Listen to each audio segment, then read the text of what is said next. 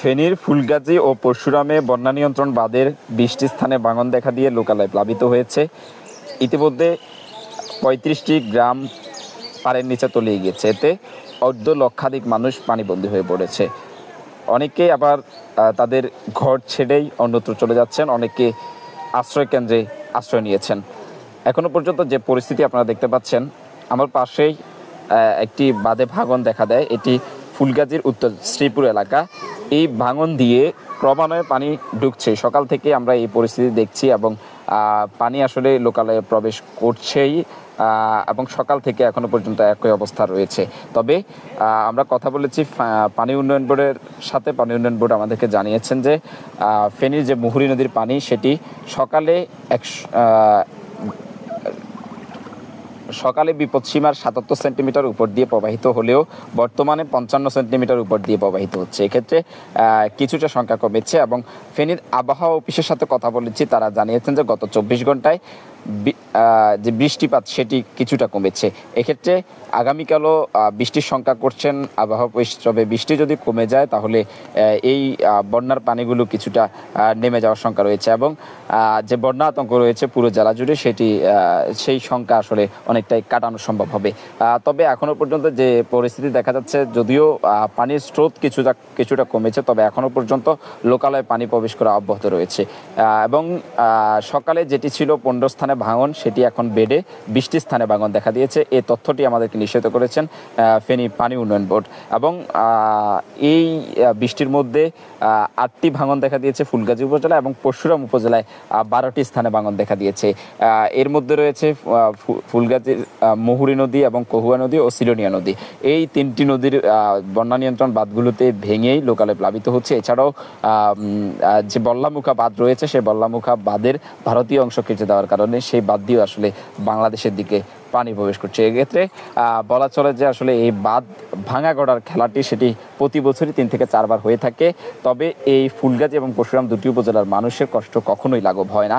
এখানকার স্থানীয়রা যেটি অভিযোগ করছেন যে পানি উন্নয়ন বোর্ড প্রতিবারই আসলে মেরামতের খেলা খেলে থাকে এবং মেরামতের নামে অর্থ লোপাট তারা করে থাকে। তবে এসব মানুষের জন্য যে স্থায়ী সমাধান, সেই স্থায়ী সমাধানের কথা তারা কখনোই ভাবে না। পানি উন্নয়ন বোর্ডের কর্মকর্তাদের প্রতি এখানকার স্থানীয়দের অনেকটাই ক্ষোভ রয়েছে। তারা ক্ষোভ জানিয়ে বলছেন যে আসলে পানি উন্নয়ন বোর্ডের কর্তারা তারা প্রতিবারই বা সরকারের যে বাজেট সেটি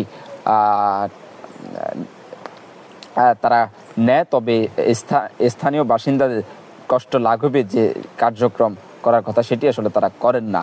এবং পানি উন্নয়ন বোর্ড প্রতিবারই আসে, প্রতিবারই বাঁধ পরিদর্শন করে, প্রতিবারই সরকারি কর্তা ব্যক্তিরা এসে বাঁধ পরিদর্শন করে, রাজনৈতিক ব্যক্তিরা এসে শুকনো খাবার ত্রাণ বিতরণ করে এবং স্থানীয়রা বলছেন যে আসলে ত্রাণ বিতরণের নামে পটু সেশন করা হয়। এবং স্থানীয়রা অভিযোগ করছেন যে প্রতিবার এই ত্রাণ বিতরণ পরিদর্শনের খেলা চলতে থাকলেও এখানকার মানুষদের যে কষ্ট দুর্ভোগ সেটি আসলে কখনোই লাঘব হয় না। আমরা রয়েছি একদম একটি পানিবন্দী এলাকায়। আপনারা দেখছেন এখানেও প্রায় 1000 মানুষ আসলে পানিবন্দী হয়ে পড়েছে। কেউ কেউ আশ্রয় কেন্দ্রে চলে গিয়েছে, কেউ কেউ আবার তাদের এই যে ঘর বাড়ি এতদিনের সাজানো গোছানো যে ঘরগুলো সেগুলো ছেড়ে আসলে তারা যেতে চাচ্ছেন না। এবং শুধু এই স্থানটির নয়, যে ফুলগাজীর নীলক্ষী এলাকা রয়েছে সেখানেও কিছু মানুষ আসলে আশ্রয় কেন্দ্রে যেতে চায় না বলে জানিয়েছেন উপজেলা প্রশাসন। উপজেলা প্রশাসনের সাথে কথা বলেছি, তারা জানিয়েছেন যে পুরো ভাঙন যে বাঁধ ভেঙেছে সেই ভাঙন এলাকাগুলো তারা পরিদর্শন করছেন এবং উদ্ধার কার্যক্রম জেলা প্রশাসনের পক্ষ থেকে চালানো হচ্ছে। জেলা প্রশাসন সূত্র জানিয়েছে যে ফুলগাজী এবং পরশুরামের যেসব স্কুলগুলো রয়েছে, বিদ্যালয়গুলো রয়েছে, সেগুলোর আসলে আশ্রয় কেন্দ্র হিসেবে ঘোষণা করা হয়েছে। এছাড়াও জেলা প্রশাসনের উদ্ধার টিম কাজ করছে, এছাড়াও স্বেচ্ছাসেবকরা তারা উদ্ধারের কার্যক্রম চালাচ্ছে। এছাড়াও জেলা প্রশাসনের পক্ষ থেকে আশ্রয় কেন্দ্রগুলোতে শুকনো খাবার পাঠানো হয়েছে। অর্থাৎ সব কিছুর প্রস্তুতি থাকলেও এই যে ভাঙা ঘটার খেলার সেটির যে স্থায়ী সমাধান সেটি আসলে হয়ে থাকে না। অর্থাৎ প্রতিবারই বন্যা আসে, প্রতিবারই সাহায্য হয়, বন্যাতে মানুষ ডুবলেও তেমন কোনো ক্ষয়ক্ষতি আসলে প্রাণহানির ঘটনা সেটি আসলে ঘটে না, কিন্তু মানুষের যে ফসলের জমি, মাছের ঘের সহ সব কিছুই আসলে নষ্ট হয়ে সাধারণ মানুষের ক্ষতি হচ্ছে। এছাড়াও প্রতিবার ত্রাণ এবং খাদ্য সংকট না থাকলেও এই যে স্থায়ী সমাধান সেটি আসলে কোনোবারই হয়ে থাকে না। এর আগেও বিগত বছরগুলোতেও বিভিন্ন মন্ত্রী প্রতিমন্ত্রীরা পরিদর্শন করেছেন, বিভিন্ন আশ্বাস দিয়েছেন, সেই আশ্বাসের তেমন কোনো কার্যক্রম এখনো পর্যন্ত চোখে পড়ার মতো ছিল না। 2024-এর পট পরিবর্তনের পর এখন উপদেষ্টা, পানি সম্পদ উপদেষ্টা, তিনিও গতবারের বন্যা এখানে এসে পরিদর্শন করেছেন, আশ্বাস দিয়েছেন। তবে এখানকার স্থানীয় বাসিন্দারা বলছেন আশানুরূপ কোনো কাজই আসলে এইসব অঞ্চলে হচ্ছে না। অর্থাৎ প্রতি বছরই আসলে 3 থেকে 4 বার অথবা 5 বার পর্যন্ত এখানকার মানুষগুলো পানিবন্দী হয়ে এভাবেই তারা দুর্ভোগে পড়তে হয় এবং তাদের যে ক্ষতি সেটি হতে হয় এবং তাদের ঘর বাড়ি আসবাবপত্র সব কিছুই আসলে পানির নিচে তলিয়ে যায় এবং পানির স্রোতে অনেকের ঘর বাড়ি পর্যন্ত চলে যায়।